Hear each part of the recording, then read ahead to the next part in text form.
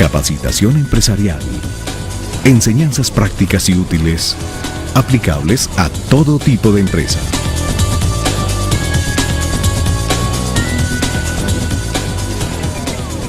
Bienvenidos a Valores Integrados, un programa de capacitación empresarial. Hoy vamos a hablar sobre proyecto de vida. ¿Qué es? ¿Cómo podemos hacer un buen proyecto de vida? La persona que nos acompaña hoy es un invitado muy especial. Me estaba diciendo que comenzó su vida con los pies descalzos, una infancia muy humilde. Fue criado por su abuela. Ahora ocupa uno de los cargos más importantes en el Consejo de Medellín, en Colombia. Él, gracias a toda su experiencia, a los valores que obtuvo de su abuela, adquirió la posibilidad de salir adelante a través de los valores y los principios que obtuvo de ella. Él es Santiago Martínez. Santiago, bienvenido. Pues un placer estar con usted y con toda la teleaudiencia. José, a mí me encanta que la gente hable de mi abuelita. Santiago, usted ahora es candidato de nuevo por un cuarto periodo al Consejo de Medellín. Y para llegar allí, obviamente se requiere muchísimo respaldo, y ese respaldo no se adquiere de la noche a la mañana, y debe tener un gran carisma y haber tenido un gran proyecto de vida. Cuéntenos cómo empezó todo esto.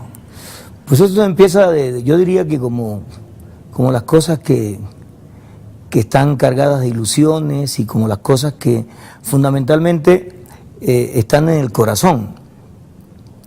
Yo fui criado por mi abuela. Mi mamá heredó la profesión de mi abuela, que era sirvienta, y se iba a trabajar en las fincas cercanas y me dejaba con ella. Y mi abuela me enseñó lo más lindo de la vida, a respetar, a considerar al otro. Mi abuela nunca leyó a Kant, por ejemplo, pero sabía que había que ser consecuente, sabía que había que ponerse en el lugar del otro. Me enseñó solidaridad. Cuando en la casa vecina veían el humo del fogón, siempre venía un niño que fue muy amigo mío, Mamerto le decíamos. Mamerto se acercaba porque estaban cocinando en mi casa y era uno más de la casa, a pesar de las carencias que teníamos. Yo nací en una casa que tenía de bareque, una pieza de bareque, pero hasta la mitad. O sea que cuando llovía con brizna, se mojaba. Y cuando había huracán había que salir a la calle. Había que ir donde una señora gorda, que le decíamos todos los niños mamá Leonor. Allá nos metíamos todos para evitar el huracán. Y la otra pieza era donde estaba el fogón. Era como quien dice la cocina, pero era en el piso de tierra. Y como a 200 metros nos quedaba la quebrada de los Emilianos. Ahí vivía yo. Esas eran las condiciones en las que nací. Y en esas condiciones, en aquella época la ecología para nosotros no existía. Entonces había que hacer trampas para coger palomas, ¿cierto? Había que salir de cacería para poder llevar el sustento. Matar un conejo era una alegría muy grande porque se podía comer carne ese día. Y nosotros cuando lo hacíamos, mi abuelita me abrazaba y me decía cosas tan bonitas. Por ejemplo, recuerdo que me decía que yo era el niño más inteligente del mundo y una de las personas que iba a salvar al que se estaba ahogando. O sea, ahí hay un mensaje. O sea, si ves a una persona que se está ahogando, tienes que buscar para que lo salve. Porque ella me decía que cómo me pasaba la quebrada, y le nadando, abuelita. Ya te pasas la quebrada. Eso era una proeza para ir. Mi niño, ¿cómo es de inteligente? ¿Cómo? Esto es algo muy bonito, porque a veces los padres, en vez de levantarle el ánimo, el ego a los niños, a veces lo que hacen es todo lo opuesto.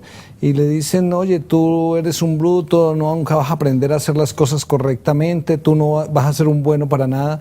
Pero mire que su abuelita lo que hacía era todo lo contrario, y le decía que usted era una persona inteligente, que iba a salir adelante, y mire dónde ha llegado. Mi abuela me sembró la autoestima. Ella también me decía que yo era muy hermoso.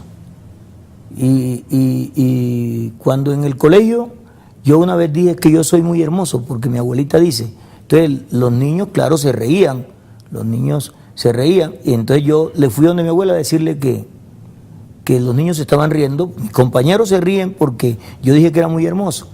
Y mi abuela me dijo, no tienen razón, porque no solamente tú eres hermoso, todos los seres del mundo son hermosos. Es decir, a mí nadie me pudo cambiar el concepto de que yo era un niño hermoso.